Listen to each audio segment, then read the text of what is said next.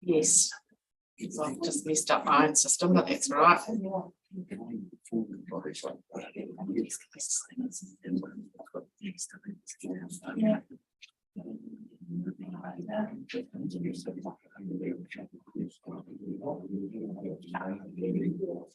Right. Kia ora. Kia ora koutou te whānau. Ko tai mai ki te tautoko te kaupapa o te rā, nō reira tēnā rā koutou katoa. Welcome everybody. Right, straight into things, please. Any apologies? No, we're all here. Yes, we are. Declarations of interest, anybody? Recording in progress.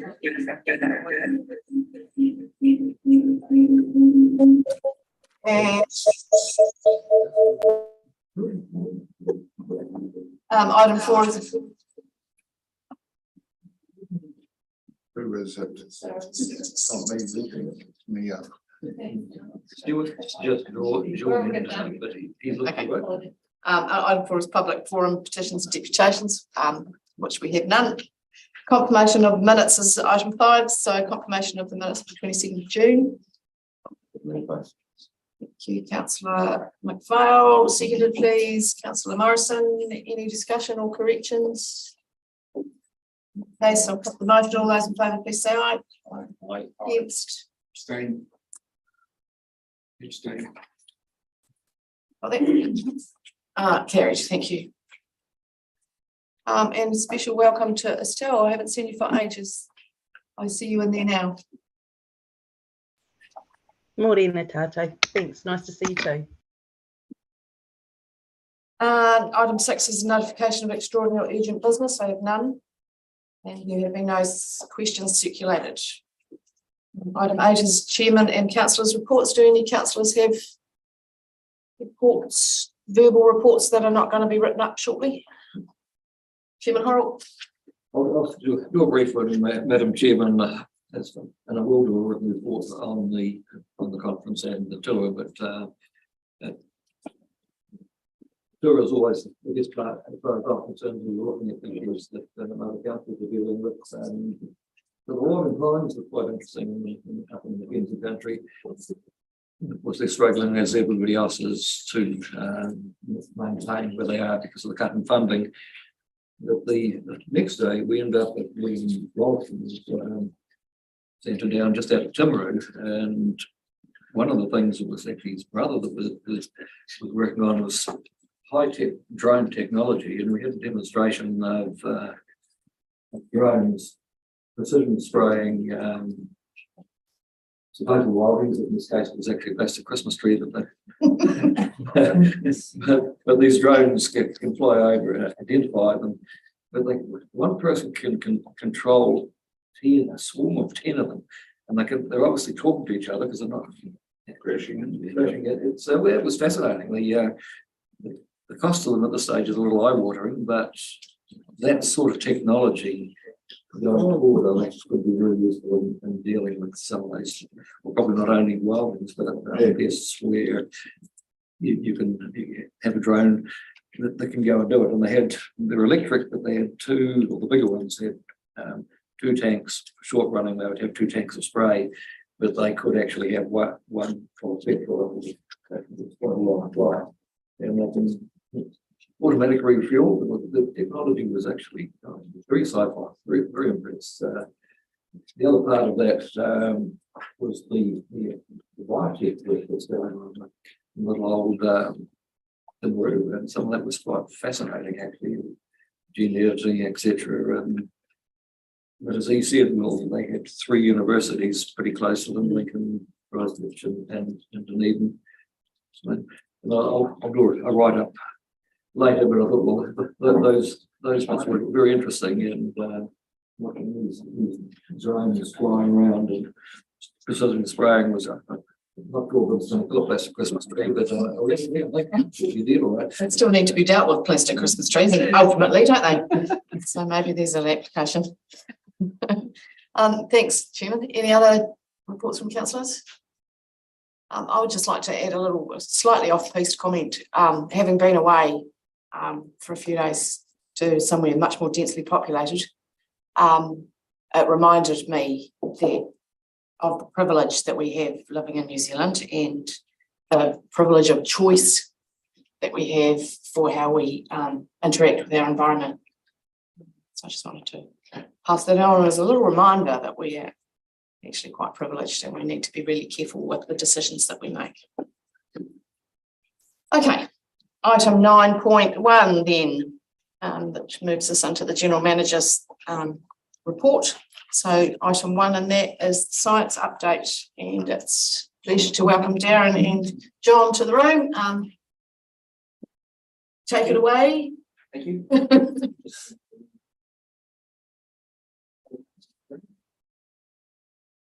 I need to share the screen. Maybe thank you.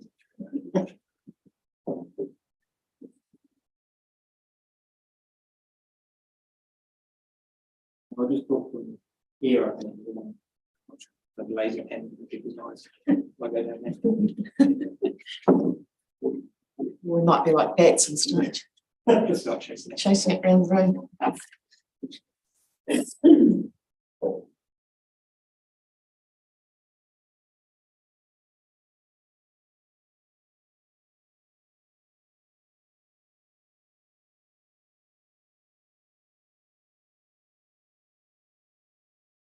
Hi, good morning, everyone. My name is Darren Mayer. I work in the monitoring evaluation team. Firstly, I'd like just to thank you for the opportunity to present this to you today. And a little bit about what my team does and some of the investment we've made in active machine technologies. But I work for the monitoring evaluation team, and my team of 12 is responsible for data collection, sampling, and surveying. And we serve all sorts of science projects and the hydrology and environmental projects as well. And what we do needs to be of a certain quality, shall I say? So all of the staff are trained and we're trained quite regularly to make sure that data is of a certain quality as required by our, for instance, national environmental monitoring standards. So you'll have previously seen in these meetings updates from the science team on various projects. This one's going to be a bit different. We're going to flip it a little bit, and I'm going to show you how some of that data was collected that fed into those reports. And in order to do this, the way it's probably best to just focus on one of our main sites because it's quite a big topic to cover. So the site I've chosen today is Aparima at Thornbury.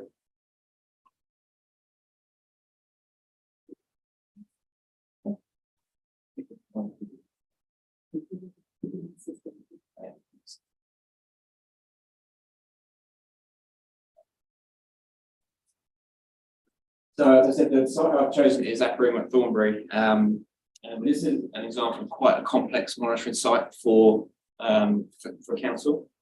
It's a long-standing site, but it's been subject to significant expansion over the years.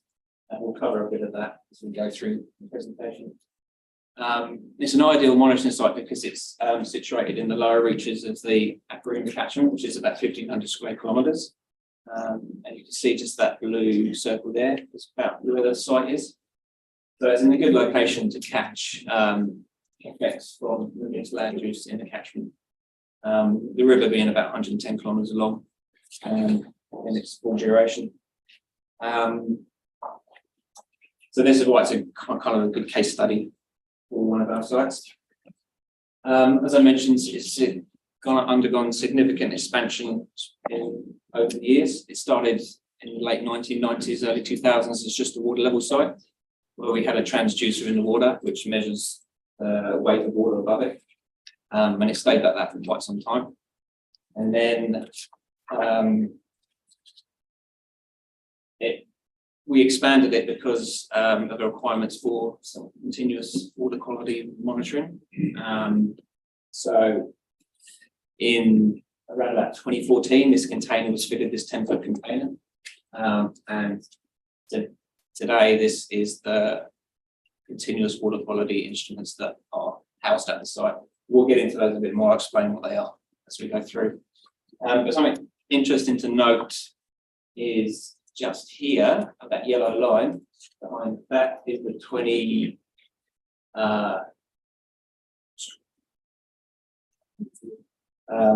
The 1984 flood level. I've got a quick question about transducer. As the water's flowing faster across the top of the transducer, does that mean less weight? So the transducer, Air flowing over air flowing over the transducer doesn't measure the flow, it just measures the amount of water above it. When we get through the presentation, I'll sort of cover how we translate that to flow. So it's basically measuring weight above it, the weight of the water. Hopefully it'll explain it a bit better as we go on. So yes, that's the level of the 1984 floods, and you can see the bottom of the container is above that. That's not by accident, that's by design. So at that time, I think since that's the highest level we've had at that site. So we hope that it doesn't get above that and keeps all instruments dry. So I just want to take a bit of a sidestep just to tell you what telemetry data is and how it works. Just to give you some context. So we've got all these various instruments at the site, and they're all measuring what we want them to measure. We can tell them to measure it every 10 seconds if we want, or every 5 minutes. We normally measure it every 5 to 10 minutes.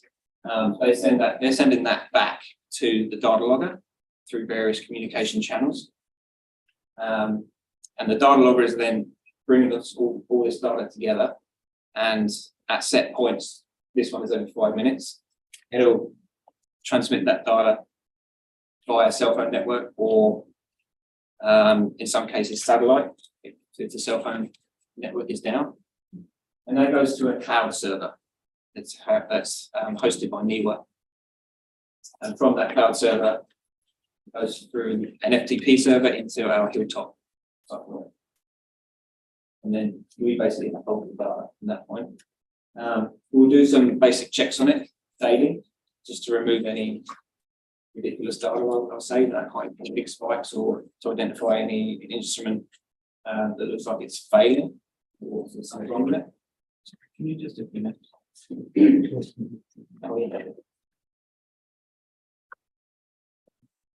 And then from there, after we've done our preliminary checks, the data will go to the ES website. Now, not all of the data goes to the ES website, particularly some continuous water quality measurements such as nitrate and DOC, they don't appear on the website. Please don't ask me why, but it's the main ones like water temperature and water level that appear on the website. And that kind of architecture is basically every one of our telemetry sites, and there's quite a few of them. So there's quite a lot of data loggers out there. Not all of them are as complicated as this. Some of them only have one instrument, but the architecture is basically the same. So returning back to Thornbury, as with all sites, we measure water level, not flow, and that's because flow isn't easy to measure, whereas water level is. And there are various methods to measure the water level. Here we have what's called a flow tracker, which is where someone actually wades in the water. If you don't normally have multiple people, this was just a instrument check day, which we call a gauge and regatta. And when the water level is a bit higher, we use these boats. And they've got instruments inside them. We pull them across all the way across the river to get a measure of flow. Was that constant at the moment? No, this is just at discrete times. So we try to go out there and measure at different water levels. Yeah. Chris was talking to us about using AI to measure flows. Are you not applying that here? Not as yet, no. Is it just a matter of not enough technology? Yes, kind of, and also because the methods we use at this site serve us pretty well for this site. So at the moment, we're pretty happy with the methods we use here. We might look to use some of that other technology at sites that are more difficult, for instance, to wade in. Councillors, can I just ask you to maybe hold questions unless they're Right. urgent, till the end of Darren's presentation, just so that we can get through. Thanks. And so then we relate the water level to the flow, which is what this graph is going to give. And we try to build up that relationship so we can measure water level, we can predict what the flow will be. And that's the same for all water level sites. So moving on to the continuous stuff, which is where a lot of investment's gone over the last few years. We've added sensors as they've become more and more available and also more, I'm going to say more cheaper, for want of a better word, but more affordable, I guess. So at this site we have 2 turbidity sensors. The first one, this one on the top, went in 2014, and this other one went in this year. And the reason we're running 2 is because we're looking at maybe changing over to a different manufacturer. So we need to compare them. And this graph here is just the 2 turbidity sensors together. Then we have conductivity and water temperature. Again, went in about 2014, and the graph shows those 2 parameters. And this is a multi-parameter probe, which uses spectral light absorption to measure different parameters, and we're using it to measure nitrate, dissolved organic carbon, and double suspended solid. And then lastly, we have dissolved oxygen, which went in a couple of years back. And so all those graphs at the bottom are the data we get from those on the time series graph. What's the period of time across those groups? Can't remember. I think it's only about 6 months, but I could have done it bigger or smaller, but 6 months kind of shows the kind of data we get. At this point, you may be wondering why we want to get real-time data. So I can kind of cover this in just one time series graph. And you can basically see in this example, so the blue lines are discrete samples where we've actually gone and taken a sample and sent it to the lab. And then the black line is the continuous data, and this is for nitrate flow level. So basically what you can see here is that the continuous data fills in all those temporal gaps between the discrete samples. And that allows, for instance, analysis of lag times and a better understanding of what parts of the catchment are contributing to sources of sediment and nutrients. So if you want to understand what's driving the water quality at the site, it can be a good investment in continuous data.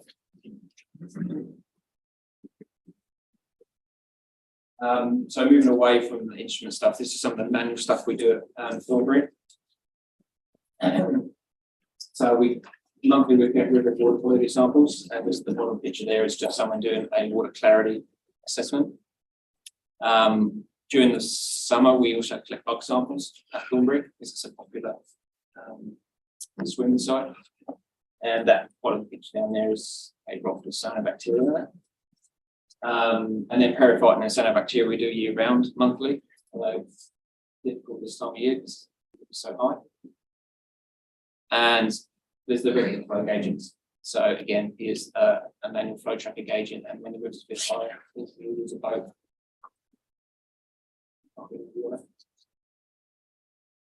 And then there's the validation of the site. So the trouble with technology is you have to validate that it's working properly, and that's a continual process. So monthly we'll go and do regular checks, and here's just one of our ETOs, Sarah, doing a staff gauge check, and that's just an example of a site check form that we fill in monthly. Every 2 years we have to go and make sure the staff gauges are at the correct height, and we'll do that against known benchmarks. So this is a leveling exercise here that we do. That's just basically holding and stuff. And then monthly we also have to go and clean the sensors, because as you can see here, particularly during the summer, they get really dirty. And greatly affect the data. So we have to go out there and we do before and after checks cleaning so that we can go back eventually and we can graph the data. We can correct it for that. I do like the humour of the name of the sensor. Chuck Norris. Oh, yes, yeah. We have Bruce Lee as well.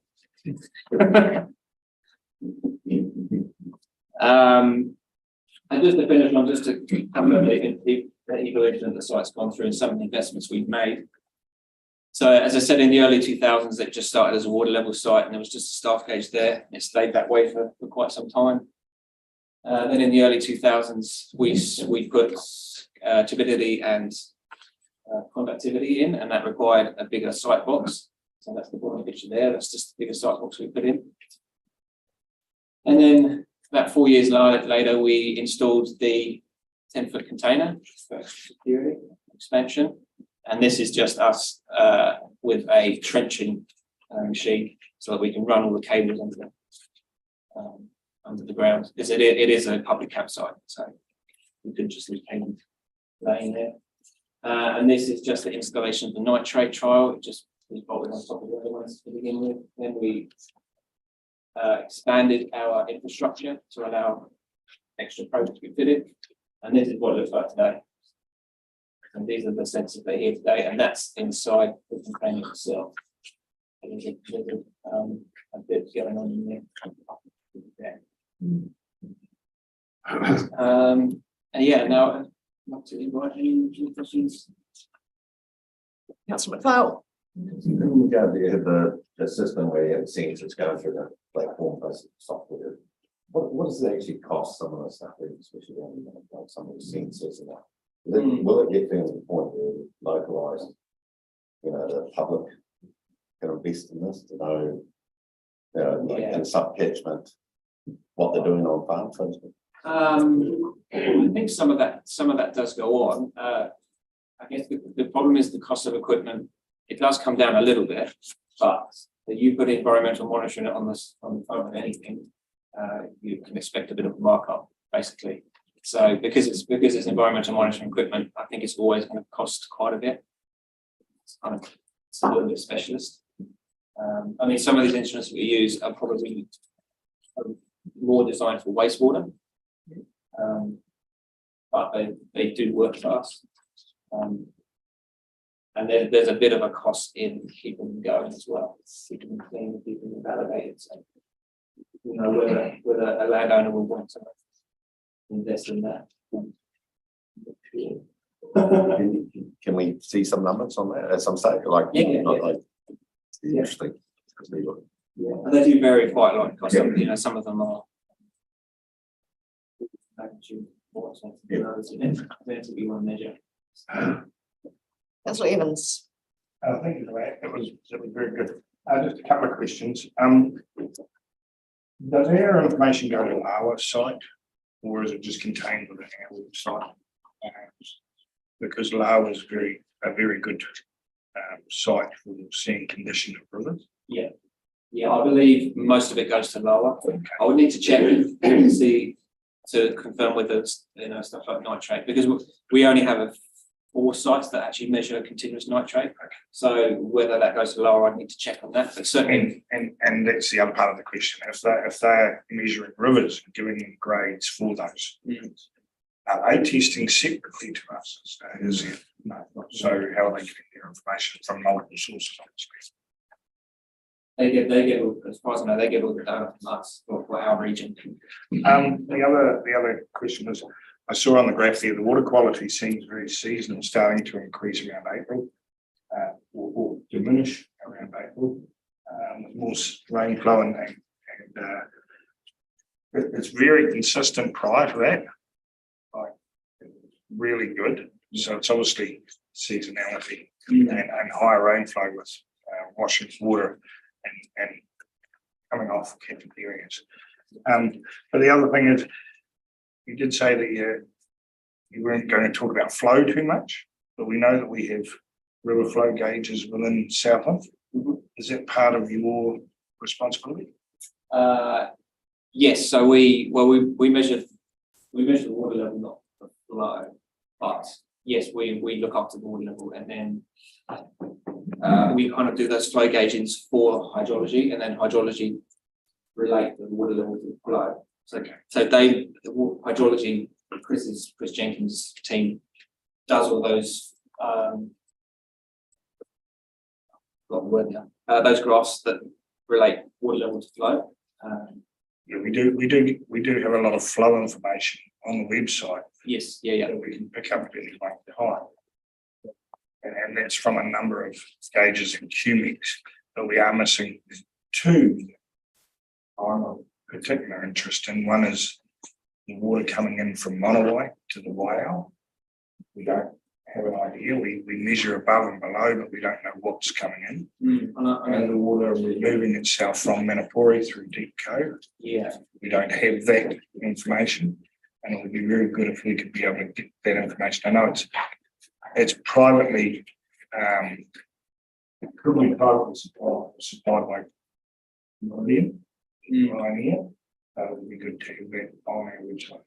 Yeah. Cool. So Chairman Horrell, Thank you, Madam Chair. Similar question, I'm just looking at that nitrate graph and wondering if we can overlay rainfall and river level at the top of them, because when you look at that graph, it starts off, the low thing is last summer when we were monitoring drought mode. So that's saying to me that when the weather broke, we had those spikes, which you'd probably expect. So with that information, then it's going to be very useful going forward. And I'd like to see a few more considered things like across South. I know they're not cheap, but the state of the environment reports quite clunky because they rely on testing on a certain day, and so you need quite a long time period to actually get an idea of trends, whether you're up or down. Whereas that stuff I think could be very useful for us. And just to that point, when that drought broke in the summer, our site to Taparoo had the highest stability load that I'd seen in 10 years. So it was that long dry period followed by heavy rain, which washed all of that into the river.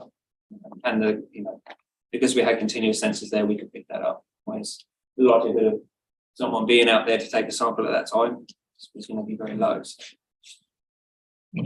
Confirm that, I think actually someone came out of the way, done the way around, but I think in the river was nothing really coming out of the lake, but we had the river and it's bad.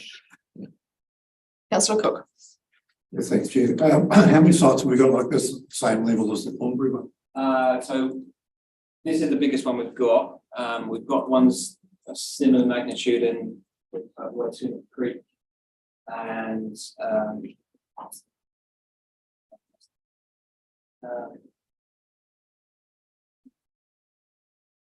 we've got two or three, basically three of this magnitude. Yeah, we've got quite a lot of sites that measure. I think 7 sites that measure turbidity and conductivity, but only actually 4 sites that measure nitrate, continuous nitrate. So you have, does your branch of Environment South have plans to expand those sites?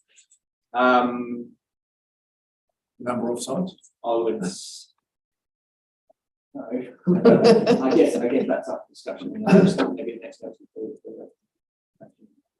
I guess the problem for us is the more sensors we put out, there is ongoing work to keep them going. So the more sensors we have, the more resources it takes for my team to both keep those sensors accurate and valid, and also keep the data looking good when it comes in. So Well, could perhaps just add to what Darren is saying there, in that a lot of the monitoring that you've seen and the development of that has occurred in response to the National Policy Statement for Freshwater Management, and we do have we undertake regular reviews of the state of the environment monitoring network, and we will be undertaking another review and looking at the latest requirements and seeing where we need to get to next. Thank you, that's a very important important. Councillor Gibson. See, you've been measuring nitrates in there since 2014. Did you or your department or anyone else within Environment Southland notice any change in the nitrates when the fencing of streams came in for the dairy industry? I'll be perfectly honest, I probably couldn't answer that because I don't actually analyse the data. So my team kind of install those things and keep them running. So I couldn't comment on. Through, if I can help, Yeah. through you, Madam Chair, our partners division, which is a science strategy and investigations division, basically the division that has most of the scientists in it. I understand there'll be in the next month or so, bring an item which will be an updated water quality baseline assessment to. So that's probably the time for us to that particular question. Because that's pretty important going forward. It is, absolutely. Councillor Morrison. No, my question's been asked. Thank you. Councillor Roy. Most of my questions been answered by Councillor Evans, but I just, want to reflect on the website, when we're measuring river flows, you're saying you don't have any way other than a formula to measure QMEX, but that's how we record it. And when I go onto the site to look, some people think it's for fly fishing, but it's really to measure macrophytes and water health. But what would be helpful, I think, is, and I don't know how difficult it would be, if we had what a mean flow was in that info, that wee box that comes up, so that you can actually have an appreciation of whether it's up or down, because we've got no way of knowing that. Yeah. And I don't know how difficult that would be. Yeah, I think it's certainly talk to Chris. Yeah, thank you. Thanks, councillor. And no, not finally. Yes. Councillor McDonald and then Councillor Rodway. Chair, I just want to pick up on that interaction that Councillor Fox said about monitoring water. And there was a talk about, I think Robert talked about AI technology, new technology that's coming. And perhaps that is a long-term plan discussion of how we get more monitoring, but we use the same amount of resource or even resource with these new technologies. I know that takes a lot of setting up and a lot of effort to do this monitoring, but things are moving pretty quick in these areas. And I guess that could be a larger discussion for us at this table. I know that there's moves within the EDC group to make the data checking that we do on a daily basis to make that more automated. I think that's where AI help us. Just if we're only looking at data to remove it if there's spikes or whatever. I mean, that seems like a pretty simple thing for the technology to take care of this for us, and then the EDC is working on that now. Hopefully we'll see some results from that over the next couple of years. Thanks, Councillor Rodway. I think you haven't covered macroinvertebrates. You've got very vitamin. So it's not macroinvertebrates, and they are a measure that we need to have some handle on. Is there macroinvertebrate monitoring? Yeah, absolutely right. I did this out. But yes, there is a project every summer to do. It's called an environment monitoring project. But yes, it does macroinvertebrate assessments, and one of the sites I believe is Thornbury. That's only done once a year during the summer. Is that data available anywhere I believe so. Yeah. on the website? I'm not sure about that. I need to check that. But we certainly have been doing it for a number of years. Okay, I'll have a look for that. Thank you. Thank you, and Councillor Pemberton.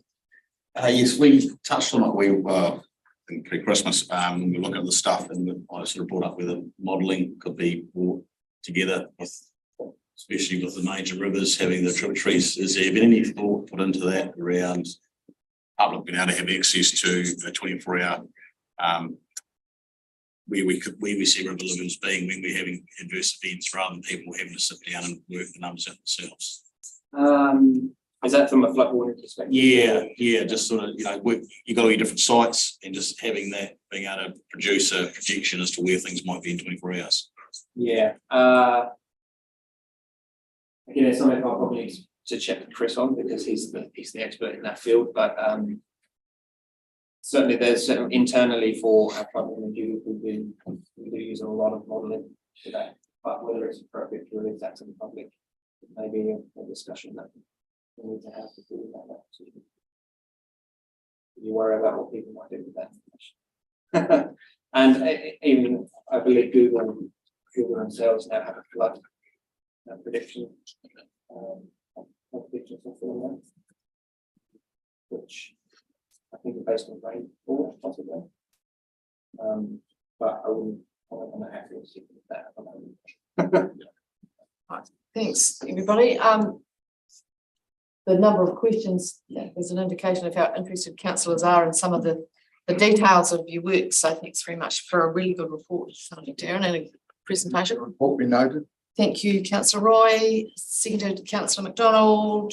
All those in favour, please say aye. Against, carried. Thank you. Thanks again, Darren and team. Item 2 is the climate change and community resilience portfolio update. Anka, are you going to join us? And Dave?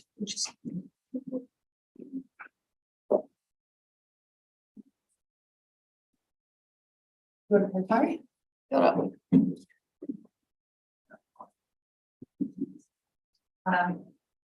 It's a very brief report today. I think the most important thing to note is the interagency report that was handed to the SPP briefing. And in particular that there was a key interagency, climate change interagency workshop held at the end of June, which helped form the draft principles and aspirations in terms of interagency thoughts on that. And that'll be the highest priority for the workshop that is being held next week in the climate space. So essentially next week there's Invercargill City Council is workshopping as well on the 10th, SDC on the 9th, the same day as us. The following week, GDC is workshopping, and Te Amarama Board is workshopping this on the 21st of August. And so then the idea is pulling in those thoughts so that interagency group will be able to consider that at their next meeting on the 21st of August. So that's a pretty key punch point in the process in terms of where we're at the moment, which is also very exciting. But yeah, the rest of the report I think is relatively straightforward, but I'm happy to take questions. Thanks, Anka. Just before we go, I'd like to thank Councillor Morrison for his leading that workshop with the interagency group. It's a challenge that would be of a unique nature, shall we say. So I've got Councillor Guyton and then I'll come to you. Yeah. And geez, I sat in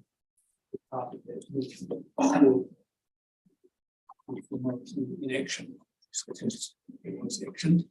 I've got a question, and it's regarding in the background aspect of the report, where you talk about the local government New Zealand climate change declaration that we signed. I think that we signed that on our behalf.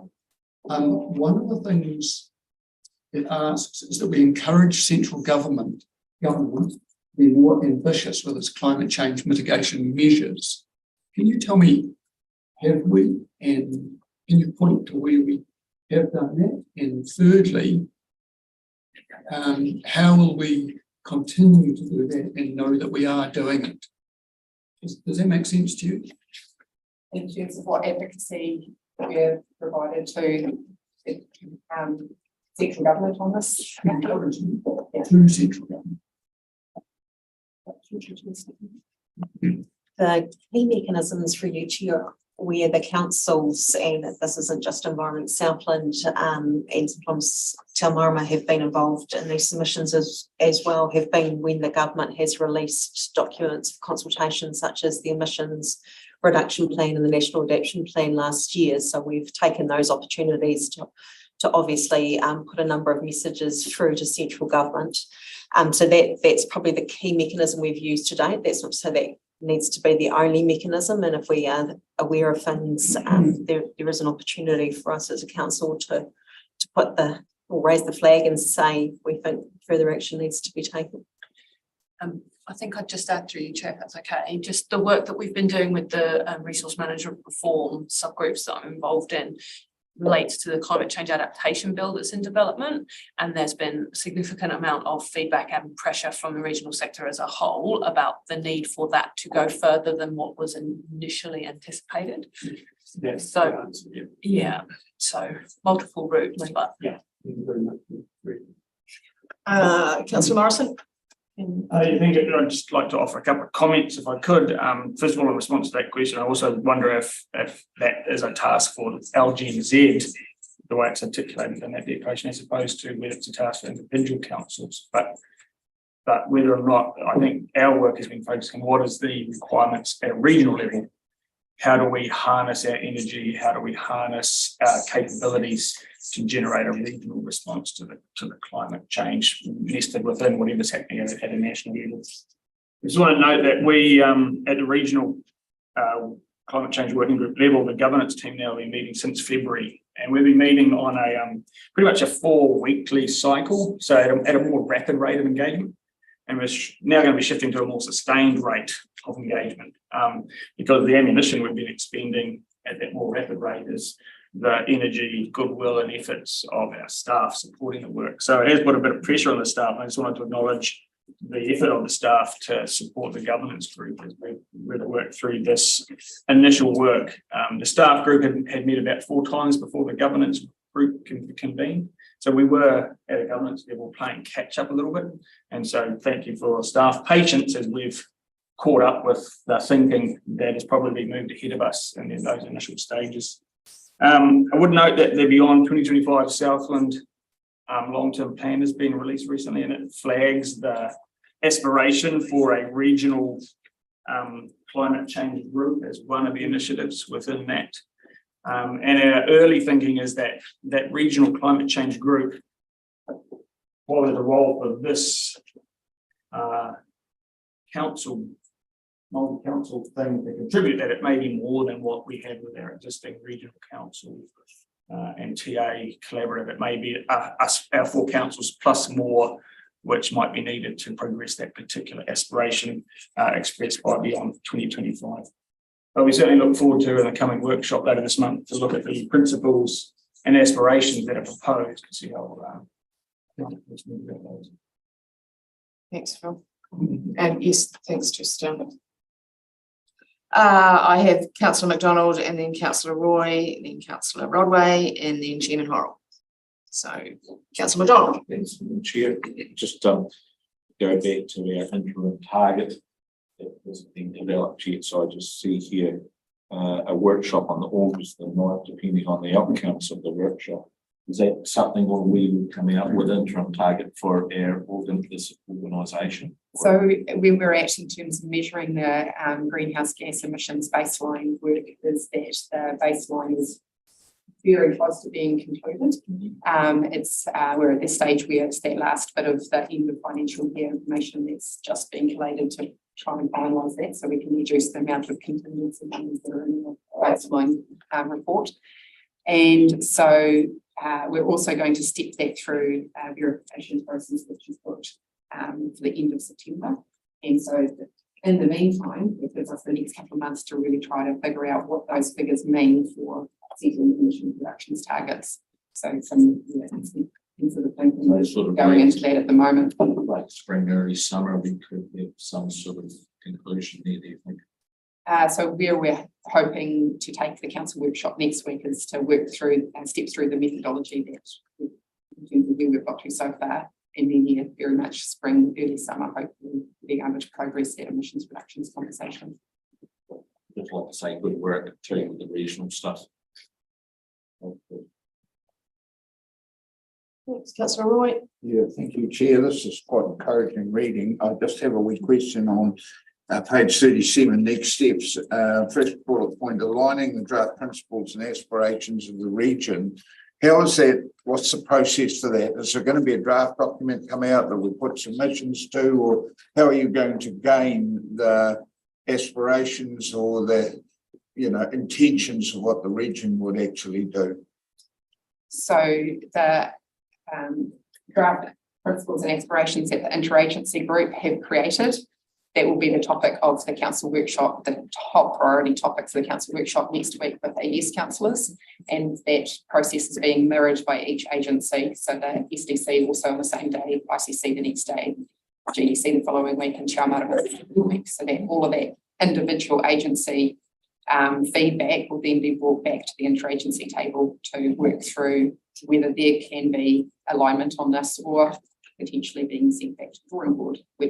We don't know until that process is run. So it's a little bit of a testing. These workshops will be the testing stage in a sense of where do councils and Te Amarama board, where the governance agencies that are partnered in this process, where do they sit in terms of, do they like what's being produced by the interagency group or not?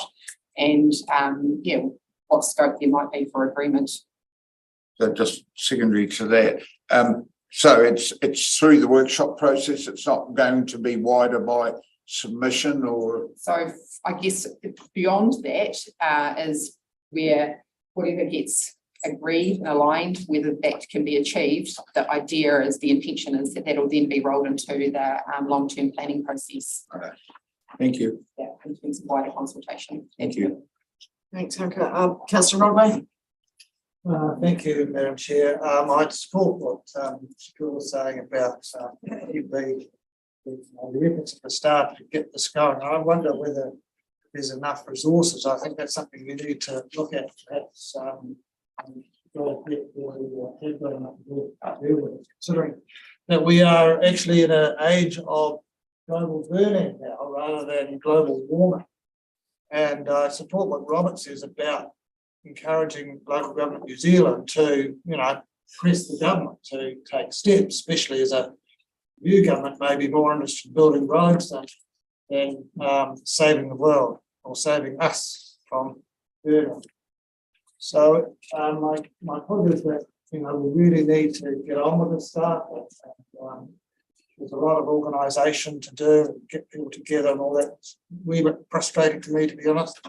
But I do understand that we need to get the basis right before we can sort of go ahead. But my plea is to progress as quickly as possible because it's a really serious issue. Thanks, Councillor. Chairman Horrell. It's just in response probably to Robert's query about what we're doing. Putting pressure on government.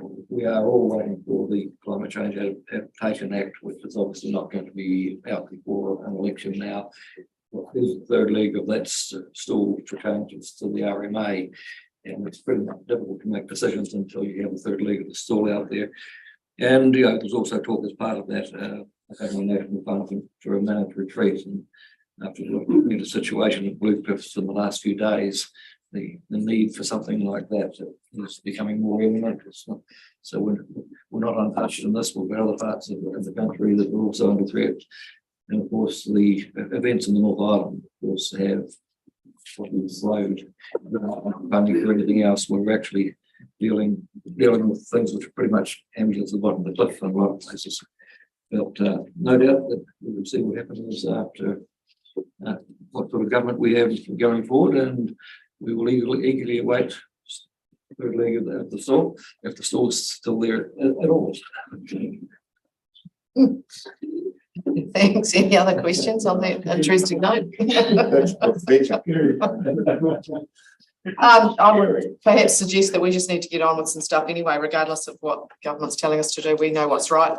And so maybe we need to find a way, but finding the way might be the challenge. Anyway, would somebody like to move the report? Thank you, Councillor Cook. Seconded by Councillor Morrison. Thank you. All those in favour, please say aye. Aye. Against? Carried. Thank you. Thanks, team. Keep up the good work. Item 3, the water and land portfolio update.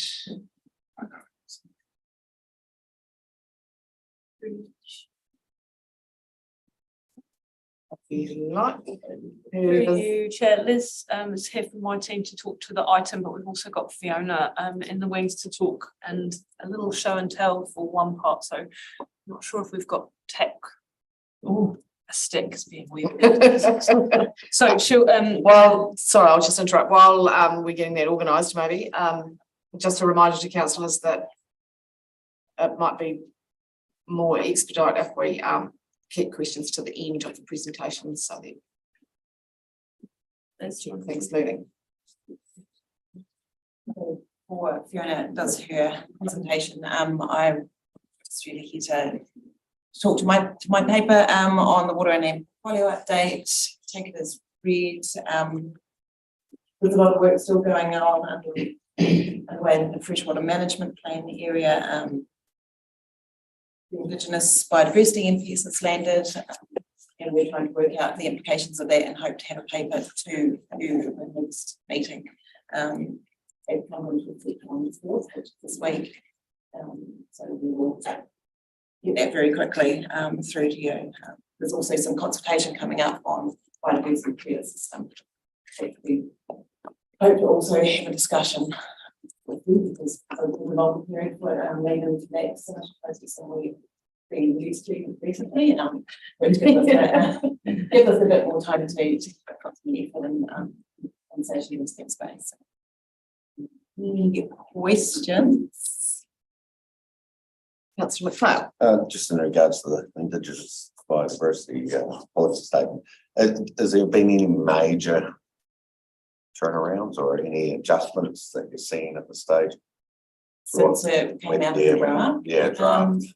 I think there's been a few minor tweaks, but probably not major ones. I don't think. Obviously, there's a reasonable concern out in the rural area about what this means and things. So heads up on what. So through you, Chair, in terms of the exposure draft and differences between what was and what we thought, the things that we were primarily concerned about are still there. So they haven't regard from taken. SNAs are still a requirement. The biodiversity strategy will still need to be drafted.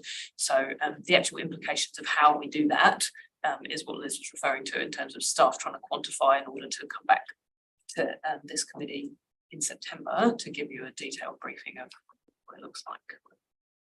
Spatial planning is also to be, there'll be areas of spatial planning that will be able to pick up some of these things too. The government hasn't changed its approach to things. No.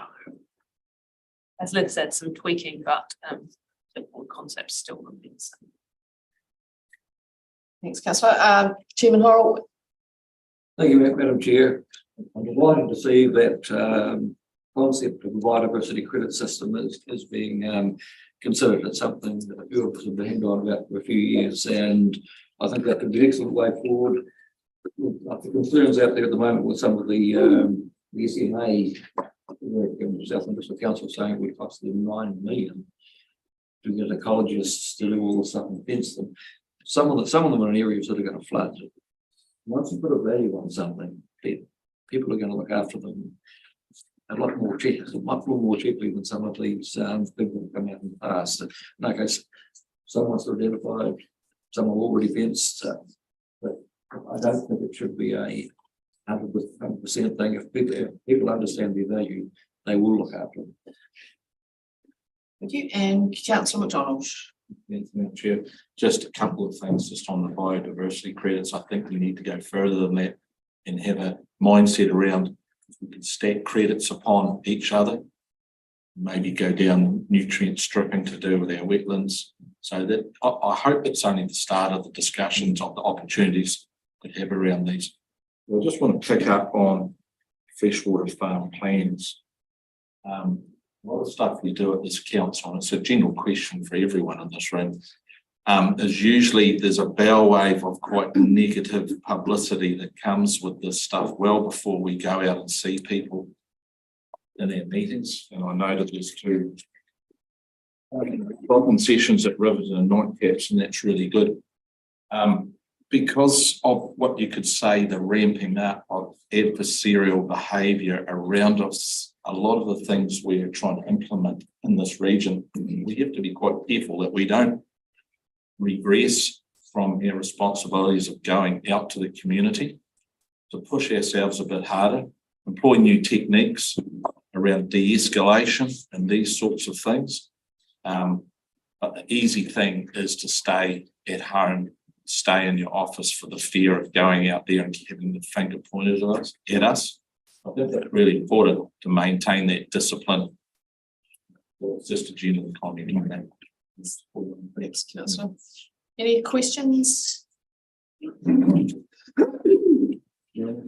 Sorry, Just councillor McCall. one more, obviously, we did meet a group last week and a couple of us went to the meetings around specifically in regards to farm plans and biodiversity, and there still seems to be a real lack of understanding out there of what's trying to be done and understanding the issues within our community around water quality and things like that. So certainly one thing we need to probably target some of these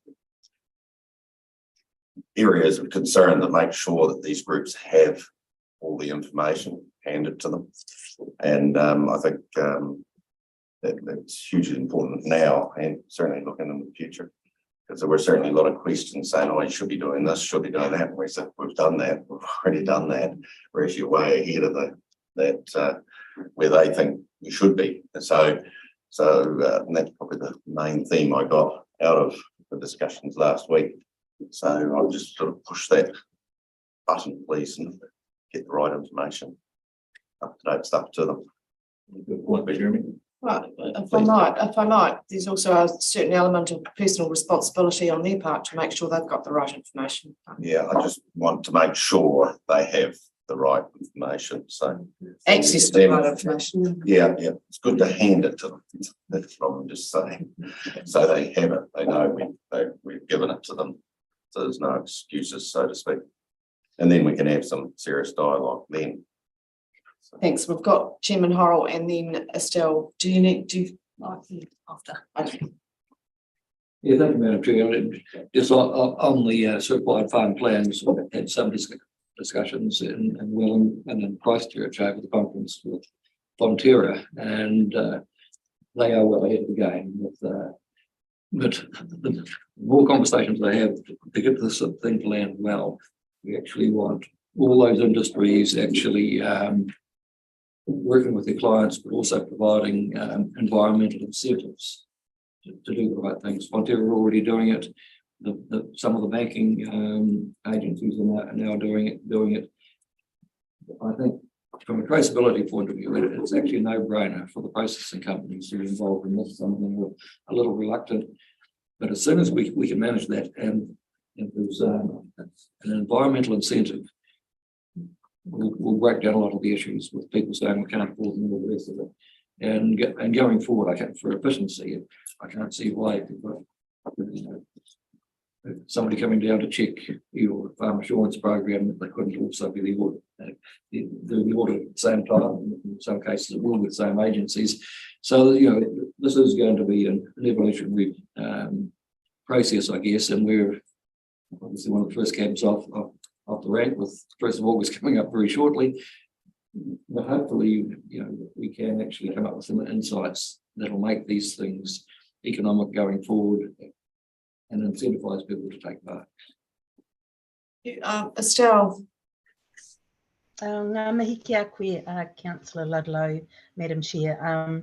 Thank you for the update. I would just wanted to make a comment rather than ask a question around the Te Mano Te Taiao, the biodiversity strategy, the Indigenous biodiversity strategy. I support Councillor McDonald's comments around the need to engage with people who don't necessarily have an understanding of the importance of protecting our Indigenous biodiversity and the huge loss that we're facing actually from a biodiversity strategy point of view. So I think language matters. So it's really important that when we talk about biodiversity, that Indigenous biodiversity is front and centre, because we're losing taonga species in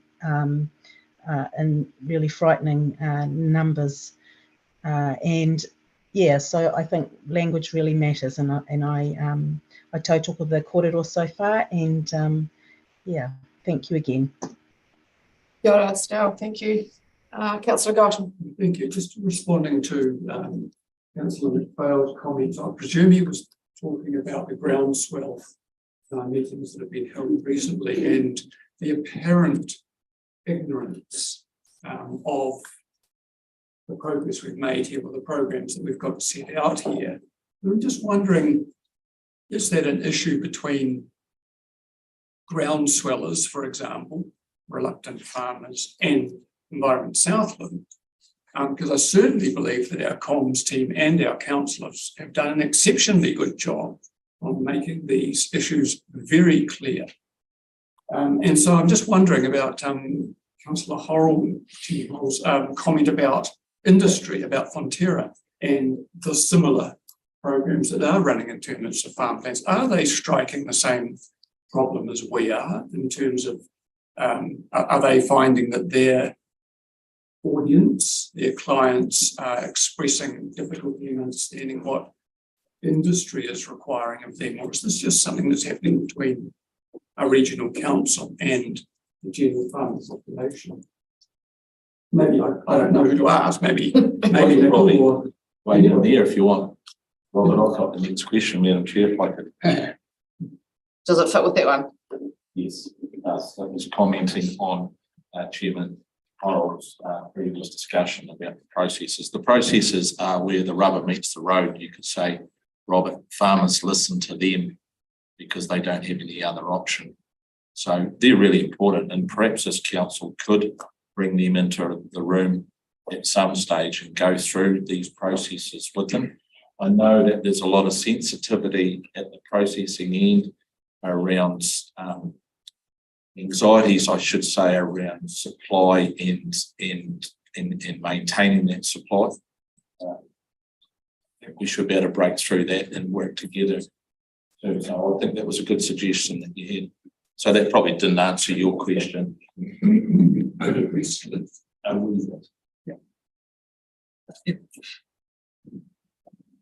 Councillor Rodway, and then I'll come back. Oh, thank you. Yes, just reflecting on what Chairman Horrell was said about the companies who support farmers such as Fonterra. Being involved in these farm management systems is very important, and I think that's something we should encourage and applaud where it happens. Beef and sheep farmers, I think, haven't been supported quite as well as they might have been with their companies such as Alliance, for example. One of the talks that we got at the regional tour was by an irrigation consultant in Canterbury, and talking to the chairman of Environment Canterbury, I understand that if the people that are part of the irrigation company's clients, that's a big group of irrigators and they are sort of managed by this irrigation company, if they don't comply with their requirements, their water can be cut off. And so that's a really strong incentive for them to do the right thing. And I understand that Fonterra might be, I don't know what kind of system they have, they might have some incentives like that as well. So all of our or the industries that are related to farming really need to get on board and do more and more of this. I think that's what Nicola was saying before, so I really support that. And anything that we can do to encourage that kind of behaviour, that relationship between the farmers and their companies takes the pressure off us and makes the farm supply companies be the ones that have the responsibility. And it's there in their best interest, as they know. So I think that's a good trend. Thanks, Councillor. Yeah, that's an interesting question that we might need to find some answers to, actually. Lucy, do you want to speak now, or Councillor Pemberton's got a question? Okay, Good. You go Yes. Just a question around the farm management plans. I'm just, and it's probably just from talking to the community. Do we have absolute clarity around where the end goal is with these plans? I know Jeremy and I have spoken about it. Is it replacing consents when it's linking to consents? When we get into long-term plan stuff. So are we being very clear with our message where this is going to end up? This is probably the can help with that, Madam Chair. Please do. So through you, Chair, just a couple of comments finally from me, and then we'll hand into some specifics of the farm plan elements. But the first thing I'd say, and it speaks to a couple of your comments, is around the Southland farm planning approach isn't just the regulations that are being promulgated at the moment. So being very clear about the fact that what we will be requiring is informed by our own plan as well as the regulations. So very excitingly, hot off the press, received our 8th interim decision on the appeals yesterday afternoon, late in the day. So we're still figuring out what she's saying in that interim decision. But there are references to Appendix N, which is where the details of what Southland's farm plans need to include. So next week, we've got a further court conference as well, which is to answer further questions of the judge in relation to how the national pieces of regulation and our proposed plan will roll out. So I think to your question, Councillor Pemberton, that end goal of what Southland farm planning looks like is much more than what the national regulations are going to push through. The other thing I'd just comment on, and again, a couple of you mentioned about sharing our story in terms of the information that we've made available. One thing that I've been reflecting on in recent months as the process of the appeal starts to hopefully come to some sort of a resolution is we've been working on them for 5 years and we haven't done as much as we could have to tell people about that along the way. You know, a lot of evidence, 3,000 odd pages of evidence, 50 odd witnesses, many joint witness statements, all painting a picture of the state of our water. And unless you've been paying very close attention and are good and nerdy, you might not notice. And so we need to do better in terms of our narrative around that. And that needs to be joined up swiftly with what is to come in terms of the limit setting. So those 2 points would be just what I hope helps with some of those conversations. Just to add, I wondered, Fiona, if you might like to talk about some of their interactions with the industry groups, Link Alliance and Silver Fern Farms and Fonterra, I guess give us a sense of those conversations as you do your presentation. Yeah, absolutely. Now or Now's good. Through you, Chair. So just a couple of comments to I guess provide some additional information to that. So firstly, in terms of working with industry, and this is specifically on the freshwater farm planning discussions, Southland farm planning discussions, we have had quite a number of conversations and are working closely with industries such as, so Fonterra we're working closely with. We know they're very keen to have as many certifiers as they can as quickly as possible. So we have that in front of mind for us, but also we have been working with them around ensuring that their Tiaki farm plan aligns with the expectations both of Appendix N and of the freshwater farm plans. We've also met with Balance, who are in a similar situation, and they've been supporting some of the deer industry to have farm plans. And there was a meeting we attended last week where we presented to some farmers who had been through the Balance farm planning process, and we're looking at what they would need, and this is recently, what they would need to do to I feel like bring those farm plans to be able to meet both Appendix N and also the freshwater farm plans. We're meeting tomorrow with Open Country Dairy, and that will be the second or third meeting actually with OCD in terms of the program of work that they have in place. And we also have met briefly with Ravensdown, with the deer sector, with Arable as well. So we had a meeting with Arable farmers recently. So there is extensive engagement underway in so much as things are just starting up. I would suggest this is not kind of, first engagement and no more. This is early engagement as we kind of start building up the program and start to bring the pieces of the puzzle to play. In terms of our sheep and beef friends, we actually met a couple of weeks ago, and we are in the process of actually preparing a strategy. I think I've spoken through you, Chair, with councillors before about the need for a strategy, particularly focused on the sheep and beef sector, and a strategy that is not necessarily so much one that Environment Southland hold, it's one for the Southland setting. So the Southland Inc. is what I often speak of. And that will obviously engage with Alliance, with Silver Fern Farms, with Beef and Lamb, Prime Range Meats and so forth, Meat Industry Association. So we know that there is work to come in that space. We have had some early conversations with both Silver Ferns and Alliance, but I have to say I would describe them as early conversations. I wouldn't have wanted to overstate the level of detail that we went into. So if that's, I'm happy to answer any questions, but that's sort of a current state of play. Just very briefly, because actually we need to get the presentation as well. This is kind of slightly sideways track. So very briefly, Councillor McDonald and then Councillor Gibson. Thanks. I think it's really important in the meat industry because it's so fragmented that we have to get everybody into the room because of that, those anxieties around supply and retention of supply in an environment of falling stock numbers. So I think that's, and there is processes, a large amount of stock go outside of the region too. So you process outside, so that's pretty encouraging. Councillor Gibson. I just want to make a comment that Silverfood Farms have been working with clients for a number of years, I'm going to say 3, and working on environmental things, carbon, the whole lot, and rewarding them for it. So they've actually developing a system there that probably needs a tweak or two to get to where one needs to go. We've had strong engagement both with Silverfoods, like people who are coordinating that program, but also interestingly and very positively, some of their staff who work with, like on farm with farmers, are actually upskilled in sort of the, the basic information to get a handle on. So, but we've got a chance to talk more about this afternoon at the Regional Services. Thanks. Right. The presentation itself, please. I just call that Jeff. Are you able to?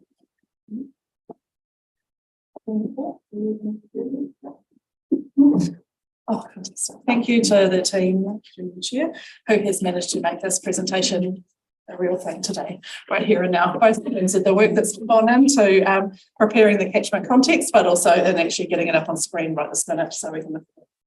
Has everyone, so thank you, through you, Madam Chair. So Jeff Welch is our team leader in the GIS team and information technology, and so Jeff has been the architect working alongside a number of other people who are not here today across the organisation to bring together the catchment context. The purpose of today right now is just to very quickly take you through it, but can I say through you, Madam Chair, that we have got an opportunity of councillors, anyone who would want to stay around afterwards and actually have a live demonstration of the tool. It won't take too long, but we're certainly happy to take anyone through it once the meeting closes, just to allow make sure we don't spend too much time. And just a reminder to councillors to keep your questions to the end, please.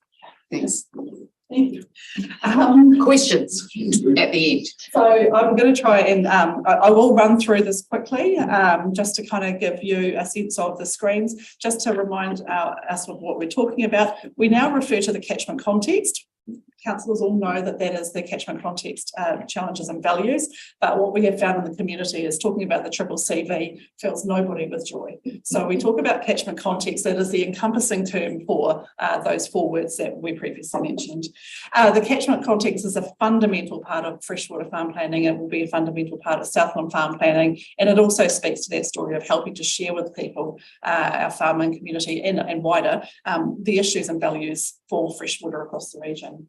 We have done for the Aparima, we have 3 different catchment contexts. So one for the Waimatuku and the Tonamu. We've got one for the Aparima and the Podokino, and we have got a 3rd catchment context for the Oropoki.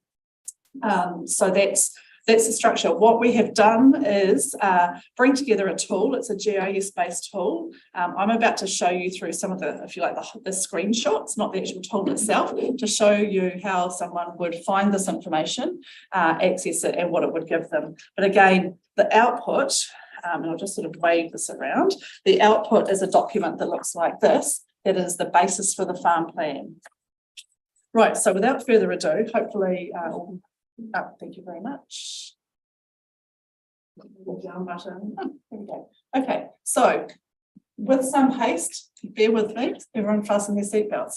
So if you are a farmer, a rural professional, or just an interested member of the community wanting to find the catchment context for a particular area, you would go onto our website and you can see there is a blue box on the bottom right there that says Freshwater Farm Plans. You would click on that box and you would be taken then somewhere. There we go. You will be taken to this page, and I'll just quickly say you've got your catchment context, and right there, not now, but in the future, will be a link that you would click on. So that's the place you would click on the link to take you to the tool. If you just look to the left-hand side, this will also be the home, and you can see freshwater farm plans there. You've got catchment context in blue, which is what I've clicked on. But under freshwater farm plans will be information like the starter pack that we are putting together, like if you're interested in becoming a certified, click here. So this is sort of the home, if you like, for this information. Once you've clicked on the tool and opened it, and Jeff will come in and give you time if I'm missing important information. So this is the picture that you'll be presented with once you click on the tool. There is a box at the top that you will click on, and it will give you a search tool. So you can see that I've entered in an address, but you can enter in obviously an address. You can also on the top left use the plus and minus to scroll into a property. So you might not know the street address, but you might just scroll in to actually to find the location that you're interested in. So it is actually, if you like, auto-populated. So I just started typing an address in, and it's come up with all the full details. That will then, clicking on that then takes us to that property. So just to help people, that property is in the Waimatuku catchment. And it's actually identified the boundary. We've identified the boundary, which is the blue line of the property that is at 1522 Argyle Otahuti Road. And there's a couple of clicks really with a cursor just to get that blue line to appear as the boundary. So once you have the property boundary for the farm plan, and you might have numerous titles, you might have more than one title, that is absolutely fine. You gather now, and we have updated the tool to allow you to gather all the property titles together in that general area, which is fantastic.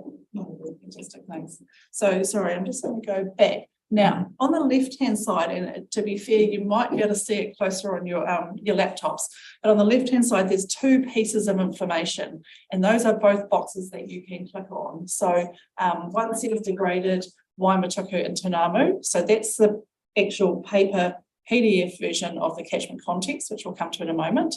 And the second document listed there is the guidance document. This is not the guidance document to use the tool. This is the guidance document that a person will use to help take the information that is in the catchment context, and it gives them some direction and assistance in terms of linking catchment context through the inherent risks for the property, the risks that come from the farming business, and then the actions that you would take as a result. So we are trying to give people who are perhaps starting from scratch on this some support or guidance. They are not must-dos. They are just some suggestions about what could happen.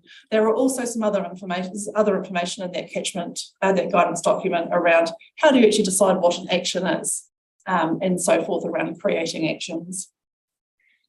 So once you clicked on that box on the left I was just speaking to, this is the document, Exhibit A, that you will receive, and that comes as a PDF, so you're able to either save it electronically or print it off. And that is the catchment context for the Waimatuku and the Tanamu. Just very quickly, conscious of time, what we have done with the assistance of Te Marawa is woven together some of the concepts of the Utuki Tai, of Hauora, of Te Mana o Te Wai, together with biophysical information, together with information around the community. So we have tried to present the catchment context as a story about the Waimatuku and the Tanamu. That's what the guidance document that I spoke of looks like, and that is Exhibit B. This is an example of a map, so you're able to produce maps for the particular property. This is one of the maps that you would likely include in a farm plan, in the Southland farm plan, freshwater farm plan, Sen farm plan, and this is the physiographic units. So obviously you've got your blue boundary in place there, and this is indicating the physiographic units. And obviously you're able to save those as PDFs and or print them out. And I just kind of a quick comment here, because there is a piece of work alongside this around how do we support people that even going through this process just might be slightly challenging. They might not have a printer available to get or the right size to be able to print this. So there will be a piece of work for our people that we're lining up for the Upper Ema area to make sure that there's a kind of a help phone call in terms of being able to access this information and provide it. And we have tested this already with how we've approached our intensive winter grazing support this year. That's your map, and obviously there's a number of those maps and they're critical components to either include in and or to draw on or to add information to in terms of your farm plan. Here's another map, an example, and we've obviously fabulously been able to bring in some of the LiDAR information into back into the system. So it's really great. We're starting to draw on a range of information that we hold as a regional council to bring this story to our community. And there is some information that is. For the demonstration. Yeah, okay, great. The point with the slope map, sorry, the LiDAR was just that it doesn't cover the whole region. So some areas will not have LiDAR, in which case the slope map will be. Yeah. So, was that Paul, anything that I've missed or? No, just the intention is that we will be, legislators will be trying to make this live as soon as possible. Hopefully today, if not today, it will be tomorrow. So just wanted to give you the opportunity to look at it and ask any questions before we roll it out. So there's full written instructions on the link on the tool, so which go by with screenshots and step by step. So In a movie, we're producing a movie. I had to movie. Councillor Pemberton has a question. Yeah, good stuff. Hey, physiographic zones, we've obviously mapped all our soils in our farm. We've actually found some conflicting information to what the council made, obviously because of the resolution. Is that able to be corrected? If it's deemed to be the case, yeah. So through you, Madam Chair, what I would imagine, so I guess can I ask, say, there's a broader question in terms of the farm planning setup information is around people may have additional soils information. So we know there's a number of people that have done their own soil mapping that is specific to their property in the same way that there's been additional work done on physiographics. My expectation is that you would include that in your farm plan as additional information, and there's nothing stopping people bringing that additional information in, and it is considered as part of it. We would have to look at whether we were to, whether we wanted to actually update the maps per se and the value that there would be. But the key thing is that you are able to bring that information into your And then sorry, selfish, that'll get viewed at, say, if consent's coming up for losses, the council will accept that stuff, because if they go, well, hang on, our map says it's this, but in your farm management plan, you've got this, and your farm management plan's dropping up this number. If it's, is it going to be recognised through consenting processes? I think there's a broader conversation through you, Chair. And Lucy, did you want to? Yeah, if you don't mind, Chair, thanks. So just being very conscious of the fact physiographic zone maps are still in front of the court. And so where they might land in terms of in the plan or not will determine how much change is able to be made easily or not. If the plans end up, if the maps end up in the proposed plan and therefore available via a hard copy and, you know, everywhere that we need to make our plans available, harder things to tweak in the short term, being my initial answer, in terms of how we might source ongoing information from our community about the level of efficacy and accuracy of those things and where and how we might be able to influence future consenting. Hot topic for plan change to Etahi, as well as what the farm plans will need to do when the Appendix N lands as well. So I was just re-looking at the latest from the judge, and there is a specific reference in the wording for Appendix N around any site-specific information that better identifies or delineates these areas. So there's scope there for Appendix N to be more than just what was in the physiographics. But as I said, matter before the court, still live, we'll know more when the judge changes from interim decisions to decisions. Thank you. Thanks. Councillor Evans. It was very similar, just overlaying the soil types on the names and different soil types, and it's all available on the environment. Other than that, you know, very good, very good. Thank you very much for that. That was good. Councillor McDonald. Yeah, thanks. I just want to make it even quite often reiterating groundswell meetings that Robert was talking about around this freshwater farm plan, and that's the big comment is one size fits all. As you're telling me, the catchment context mechanism there doesn't fit with that at all. It actually individualises your property and your catchment.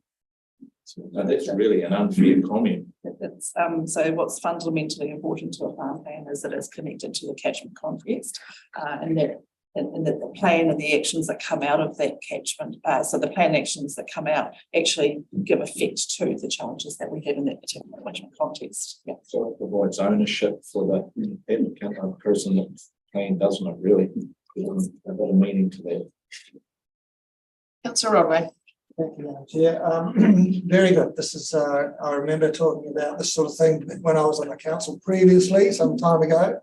So this is very, very good indeed. I congratulate you all and thank you very much for putting it together, and I'm sure it'll be very useful. I do have a couple of niggles though, I'm sorry.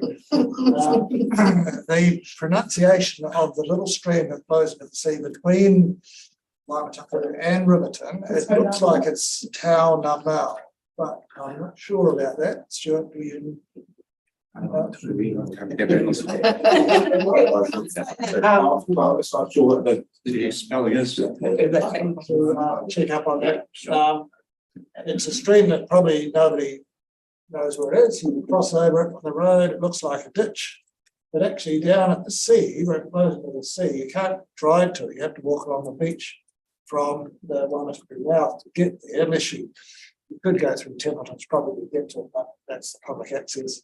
It's actually got quite a good trout fishing right down at the right there at the feed. Oh, pleased. I'm delighted. New category required. Learn the name. You want to say that Oropuki. You're referring to the Waimea stream there, rather because there's no such stream as the Oropuki as far as. So Oropuki, the way in which we've looked at, I guess the reporting catchments is that we group together, as you say, the Waimataku and the Taunamo. And can I just say that locally that is pronounced in quite a different way, and I'm not sure that it would necessarily be the correct way, but it is certainly a colloquial way. Now Oropuki is a different situation in that it's quite a clear river catchment. It's more what we call area, because there are a number of sort of streams and waterways and coastal lakes within that area. Yeah. So that is a distinction from the previous two. Madam Chair, I noticed that Maria's. Yes, Maria, did you want to comment on the pronunciation or something else? Oh, I can do both. When I'm saying it in Stuart and Estelle can correct me, I tend to say Taunamo. It's an O sound. Anyway, the reason I stuck my hand up was just when Fiona was answering the question around why it's not one size fits all. Part of the reason is the catchment context, but also the other reason it's not one size fits all is because you combine the catchment context with whatever is happening in that particular property in terms of inherent risk. So you're always responding to inherent risk in that place and that property, and that makes every farm plan distinct. Thanks. Councillor McPhail. It always, every time I see a LiDAR map, it starts exciting me. And obviously, respectful, I think it. But it does give the question: when are we going to see the full LiDAR? Because the LiDAR will either make life a lot simpler, or for some it might be a bit more difficult. But at least we'd have the accurate information in regards to this. And I see that LiDAR and I go, oh, cool, we got some data. It's going to change the whole discussion around slopes and things. Lucy's got the answer. Okay. Through you, Chair. So we've had a significant portion of the region flown now and a significant portion of the data tiles received. There is a lot. I think it was a workshop that we had a little while ago. I think Councillor Rodway was raising the lack of accessibility for the front-facing Lens website. So that's what we've got to operate with right now. But what we were anticipating doing is doing a bit of a show and tell at the next strategy and policy to say how far we've got with it, as well as some other work we've been doing in the hazards portal space.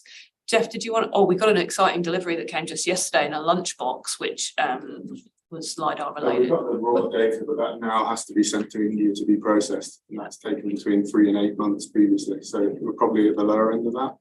But once it comes back to us, we then have to QA it, which is again taking 3 months to bring it back and do it. So I wouldn't anticipate it being way before the end of June. I wouldn't anticipate it being wildly before that. For that area, when we get that area, that will be 90% of the department. It is due to be covered. is the area to the west of the links. That would be a bit like that was. So I think limited utility and And just to ask, so in regards on target the winter grazing consents for next year, we should have accurate slope degree. I'm anticipating the live in there by November. Beyond that, Yeah, so looking ahead. Yes, in theory, Yeah, yes. that's- Everything going to plan. There's obviously some areas still going to be tied up with winter grades. And we won't go there. We can confirm if we come back in September with a bit of a show and tell about the new hazard portal and what information we've already got in regards to live, we can do these two things. Yeah, perfect. Councillor Guy. I did talk to representatives from Lynn's at the conference, and there are, I haven't got it written down, there's a couple of links that would actually make it much simpler to actually analyse the stuff and the problems that Morris was having. There's also an historic site that can bring up maps, and this guy had an association with Tuatapere, so he was able to pull up some of that stuff and show me, but I'll bring the links, and obviously it's not all downloaded, but there does seem to be a problem with just the members of the public going on and trying to look at that data and so that there are ways around it. So yeah, I'll get that. So. Great, thank you. Councillor Goldman. Thank you, Madam Chairman. Yeah, I agree with Taumano pronunciation. And I'm just wondering about Councillor McDonald's comment about some of the farming representative groups who are claiming that there's this great fear of this one-size-fits all, and it's so clear to everybody. I would have thought that we're viewing these issues through a catchment lens, so to speak. Is that message failing in some parts of the farming community, or is it just bloody-mindedness? Who are you asking the question of, Captain? Rounds, no, just, I mean, it's a rhetorical question. No, it's a basic principle. Are we failing? I don't think we are. Are we failing to promulgate this message, this new way of seeing the whole issue as a catchment based system? Why are there still people out there? That's, Paul, did you have something to say? Well, I think that our responsibility as staff is to continue to, wherever possible, whether we're through direct one-on-one interactions or with our groups, is to stress the importance of farm planning. Farm planning has been part of the region for a good number of years, and what is clear that it's individualised for the farm. It's based on risk and the catchment context, and so we will continue in our conversations, whether, like I say, one-on-one or through groups, to confirm that. So that will just be part of our rollout strategy to continue to support you. I know that you are doing that. I'm just wondering where it's falling down. It's still being. Perhaps I can help. Can I just get my question? Am I about ready? No, we've got Councillor Morrison and then you. Okay. Yes, Councillor Royal, I'll let you do that. Yeah, look, I think the issue, Robert, I know it's a good point you raise, is there's three issues out there. You only fear what you don't understand. People are not aware of why they're required to do this. Secondly, there's the issue of fatigue about filling in, and I've reported here, I've got to do 4 different plans now. Why the heck do I need another one? And so that one's sitting there as well. And the third one is a lot of these people who are required to do this are not tech people who find it easy to actually record all this stuff. So you put that stuff there. That's why you've got resentment to this. It's not we are fundamentally opposed to this on principle. It's the practicality of doing it would be my observation. Might leave that part of the conversation there, maybe come back to it, but Councillor Morrison, did you have a question? Yeah, no, thank you, Chair. So I guess one of the aspirations that was expressed by the regional forum was for when we are doing farm planning for farmers to register investment that has already been made in improving environmental outcomes on farm. For instance, a wetland may be put in, or an area may be planted, or an area with QE2 trust, for example. There's the scope within the system to register perhaps back to 2010, saying that this wetland went in 2014, or this block of forestry went in 2015, for example. So just, if I can just thank you through you, Madam Chair. So a couple of comments here. So actions, the action list, they can be existing actions. So things that are already in place. It can be new actions, things that are planned to happen in the next 12 months, 2 years, 3 years. They can be physical on-farm works, if you like, erecting a fence, putting in a wetland. They can be other sort of, educational training related actions. So for example, if you have provided your staff with some training in advance of the winter grazing season so they understand what's required of them. Now, you will have to have had some documentation say you've done it, but that is another good example of an action. And then we have the regulatory actions as well, so the things that you are obliged to do by law. So there is a number of different types of actions you can include. And in answer to your question, Councillor Morrison, yes, you can actually have existing actions down as an action. Thanks. Councillor Gibson. Thank you. Thank you for your patience. Yeah, I'm not good at that. Really, this whole thing has been in the dark until yesterday, I believe. It was unveiled on the 1st of August. Am I right? Your plans? Madam Chair, keep going with your question and then we can respond to the different parts. And basically it's been held in the dark. So people have said, to hell with it. There's a secrecy about it. I don't trust anybody until it comes out. So we've really got to get stuck in now as a council and as staff to promote this thing that does have good points to it and is able to go in different directions and suit my farm. But we've got to do it real quick. What is true, there's a hell of a lot of work that's been undertaken by staff to respond to the national farm plan approach and all the work that we're doing with our own farm plan and through Appendix N. So there's been a considerable amount of effort and work, and the timeframes have been pretty quick to some degree. The first, which was yesterday, represents, and you correct me if I'm wrong, the go live day, and from that we've got for the first two catchments, which is Fiordland and Aparima, and we've got 18 months to submit a plan. So this today just represents that we're trying to, as early as possible from the go live day, provide as much information to the communities that they can go and start to construct the farm plan. So we will, as I said, go around the region as part of our rollout programme, noting that farmers are quite busy at this moment in time, so it's not going to be carving a season. So we're respecting that period of time, but ongoing conversations around this and ongoing work. So it will be ongoing for a good number of years now, I would imagine, as we roll this process. Right.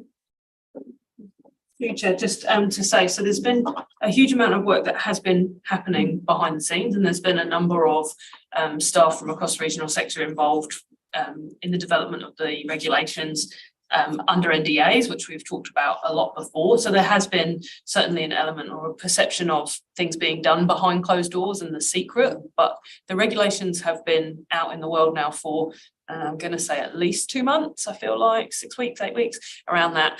And so, yeah, the go live date that Paul's just alluded to was yesterday, which interestingly also happened on the same day as the latest interim decision, which also relates to our Southland farm planning. So none of which happening in secret, but certainly there's been elements which we would have liked to have had more open door processes on, and there's been ongoing conversations with the ministry about that moving forwards. So through you, Madam Chair, just I guess to summarise, and in response, Councillor Gibson, to your conversation around helping people be aware of this, and actually some of the dispelling of the myths, I suppose, that are being generated and are persisting. We will continue with both a combination of collaboration with industry, working closely with industry, because they're key in this. Industry are expected to be a key part of the delivery model for freshwater farm plans, for Southland farm planning. We will continue to work with groups. So we've also, we'll continue to work with the likes of the ASAP Aparima group and others proactively. We will continue to support people individually on farm, and we are looking at how for our first area, particularly the Upper Ema, how it is that we're designing kind of a program of work to support people, say in the Porupino, how we're making sure that every one of those 70 odd farmers are comfortable in terms of either having a farm plan or someone giving them support, or if they don't have that immediately available, you know, making sure that they've got a way of getting that information downloaded and put to them. But absolutely, and we do have, I suppose we are taking a bit of a light touch in terms of direct personal contact over the next couple of months. We know farmers are quite busy, but that does not mean to say we will be stopping communication at all. We'll continue with that direct communication and. Do you have a supplementary question, councillor? No, I'll just make a comment. We need to go outside those areas. All farmers need to know what's going on. It's flexible and it's friendly. Thank you. 2 F's. Chairman Horrell. Well, most of the comments have already been made by Lucy and Fiona, but this isn't happening in the dark. Our guys have been working as hard as they can to come up with, you've seen the mapping tool. I don't think anybody's got anything else like that in the regional council areas. We're working on a list of things. These are the things you're going to need to put in your farm plan or add to your farm plan. And I think we're going to work on some exemplars, so you can actually pull down on the irrigation of the shipping feed on the dairy or mix. Help people actually have it in the garden. So that's what they're doing. Well, that actually might work for me. There's other ways that might work for me to make it as easy as possible. And of course, the action plan is that those are going to be the important things to actually improve the environment going forward. And it's also definitely putting in what people have done in the past. It's really important, but also what they're planning to do in the future. So, and unfortunately, until people, it comes to the catchment, people aren't going to take a lot of interest. We can do it. We can do the advertising. We've got MFE doing some advertising at the moment, but having the tools really for people when they start is really important. And our guys aren't doing a lot of it. Thanks, Chairman. I've got Councillor McDonald and then Councillor Roy. Thanks, Madam Chair. I'm quite pleased with the language using. It's like it's going to be a living document which will drive engagement. I had a couple at the Nightcaps drop-in session say to me, we only have a 200-acre farm. We are really concerned that we may have to pay $10,000 or $15,000 for a consultant to do that. Please, if there's some reassert, we can say to these people that we're going to employ some certifiers that can take a handwritten copy or with support at a kitchen table and be able to compare it with an application that's come in from a consultant. So what I'm really trying to say is, can we actively make sure that it's not homogenized across the consulting groups that you need a consultant to do this plan? Because all that does is provide a layer of separation between the farmer and the plan. It doesn't become theirs. So that's going to be the biggest skill, is that oversight of the accountant to make sure it just doesn't go to a consulting way. Councillor Roy. Yeah, look, congratulations on the work done. This looks good. My question is, those people that are already engaged with their farm plans, and what's their status going to be alongside what you're prepared? Is there a very clear list of criteria that the private providers need to have in theirs to make them acceptable? Because there's some pretty cunning and good systems out there now. I mentioned here my desire to have all of my plans, and when I'm talking to a private provider who can put a thing on my phone that I can talk into, because I don't like typing and everything's kind of there, and that's pretty attractive to me. What's the status of that private provider's going to, alongside what you actually require? Because we need some clarity around that. So through you, Madam Chair, two questions. The first is if you have an existing farm plan, no matter what it is, and in fact our Environment Southland, we obviously had our focus activity farm plan program. So, you know, those folders and that work will actually help be able to bring that into a Southland farm plan. So there will be a process to transition farm plans that are existing into the new, if you like, freshwater farm plan model. One of the key things that will be different between, for example, a focus activity farm plan is the catchment context, right? So you are actually then, you had actions in your focus activity farm plan as a result of having done a farm tour and the mapping and the risk assessment. Now that's going to be quite overt. So what is the actual catchment that farm sits in, and then what are the actions that come out of that? So you will be able to transition those existing farm plans. In terms of your question around what needs to be included, the starter pack will contain that information. So in the first instance, it will contain here are the things that you need to do, both in terms of process and in terms of information. So the process part is that bit where you go from catchment context through inherent risks to actions. The information part is some of the information you need to provide, just, you know, where is your fence, where are your fence lines, where is your intergrazing happening, how are you approaching that? What will come in time once we have this landed is that information will actually be brought together with Appendix N. So we're not in a position to say exactly what Appendix N looks like. We've got a good idea, but we can't present that sort of together, but we are actively intending to present that together. So the person will come and say, here's my farm plan, here's what I need to do, both process and information for a Southland farm plan, and then they'll just go forward. In terms of the opportunities for you know, people, business opportunities, if you like, obviously people will pick and find ways to do that. That work for, you know, for their clients. But again, I think I have said this sort of in the past, but to really reiterate, that starter pack idea and the information we provide up front to empower farmers to know what to ask of a consultant is absolutely critical. And in fact, there might be situations where farmers are able to do a certain amount and then they get that finally checked and even certified by a consultant, rather than necessarily having to hand the whole thing on.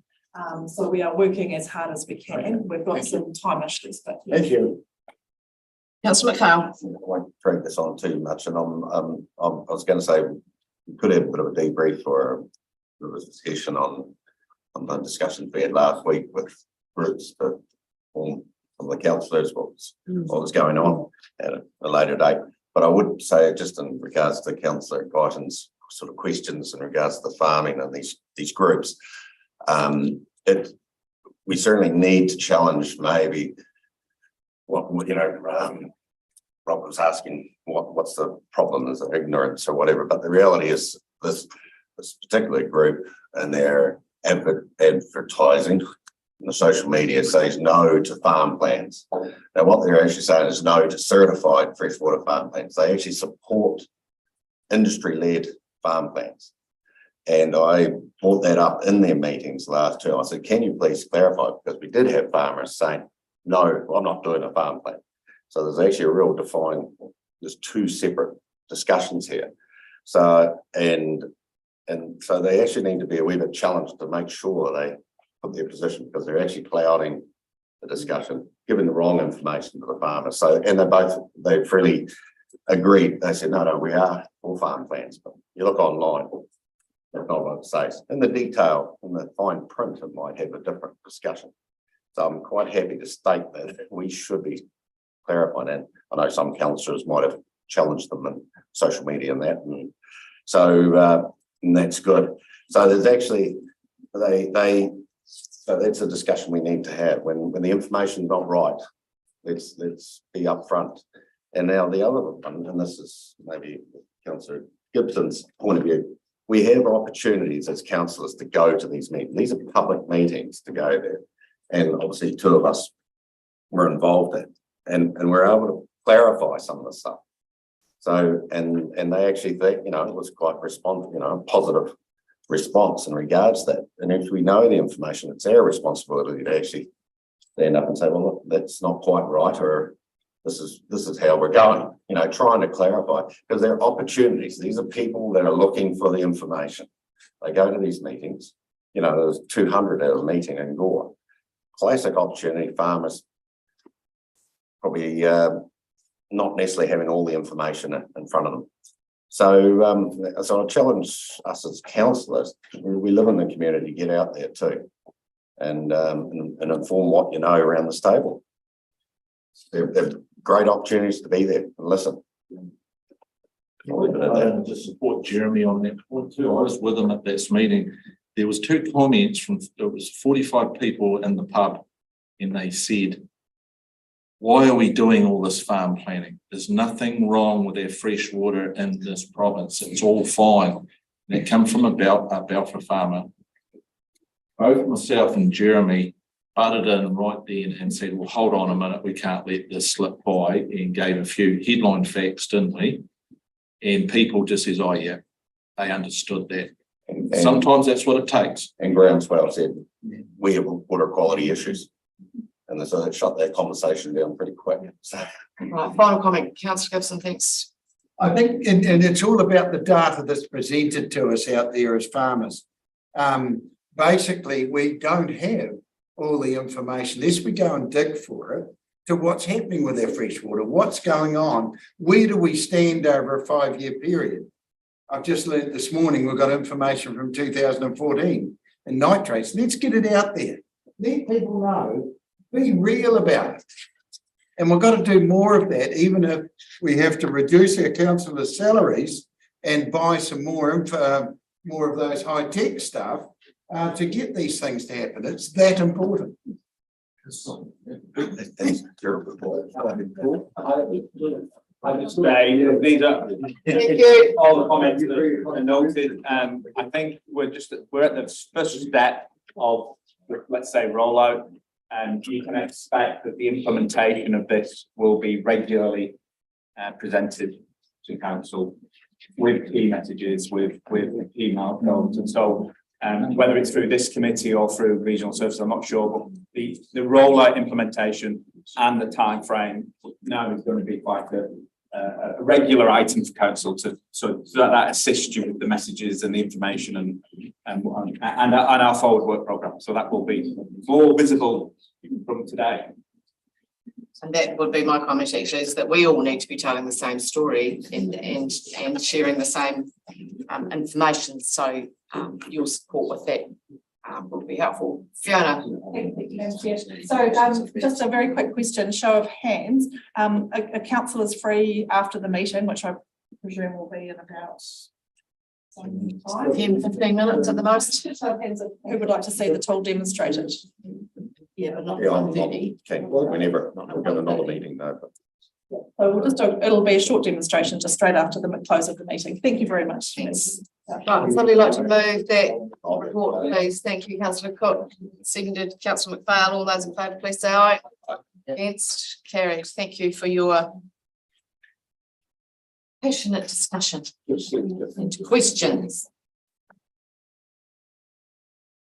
Item 4. Strategy, Science and Engagement Group and Policy and Government Reform Work Plan, including external agency reports. That's quite a title. We might need to think of another one. Or an acronym that's really cool. Thanks. Thanks, Chair. We're just between Rach and I, happy to answer any questions, but given lots of discussion already, we'll take the report as read, unless there was anything specific you wanted us to talk more about. Councillor Morrison. Just one point on the stock exclusion thing. I'm just wondering if it would be useful just to add a little tweak in there when we're talking about this in minutes that are publicly available. That and I'm on page 43. I think it is the PDF version. Just it reads that current effect means that beef cattle and deer must be excluded from low slope land. Maybe just adding in from the waterways. Low slope land might be a bit more clear, just in terms of. No, that's frustrating. Leave it in there. Allowing sheep on flat land sort of seems easily feasible. Thank you, Councillor. You've obviously Councillor Rodway. I'm not sure, it's not that clear, but this only applies to land below 500 metres above sea level. And there's quite a lot of flat land above that level that I think the justification for not including it was because it generally would be lower intensity farming. And there is a third group when you look on the map of of sloping land that is not included within this regulation, but it's considered to be more sensitive. So there's quite a lot of land with small streams in it above that level that will be beef cattle in there, not dairy cattle, beef cattle and sheep, and they'll be contributing to people Collingwood Road. So, you know, it's still going to be a bit of an issue, I think. Chairman Horrell. Just on that one, I'm not quite sure it landed, but there was the impracticability and the ability to actually fence off those seams at that altitude with a small number of stock was conserved, and it was probably a mitigation, maybe actually having a sediment trap in the form of the dam at the bottom. But I think that is where that one landed, because some of that higher extensive country, the stocking rate was five stock units. Any other questions? That's the move. Thanks, Chairman Horrell, seconded Councillor Pemberton. All those in favour, please say aye. Aye. Against? Carried. Thank you. That then We're done. brings us to the end of the meeting, because we have no extraordinary business and we have no public excluded business. Well done, Chair. A red letter day. Just before we finish, another thank you to staff for their reports, all of which were informative and well put together, I thought, in my humble opinion. Particularly a good idea to work us through, step us through that website where Fiona, really good start as far as getting the comms immediately out, because I'm sure people will be able to go back to the live stream recording and watch it over and over again. So thanks very much, everybody. That brings the meeting to a close. Thanks very much. Oh, I should get Stuart maybe to do a whakatauki or a karakia. Would you mind, Stuart, please? Thanks. Ka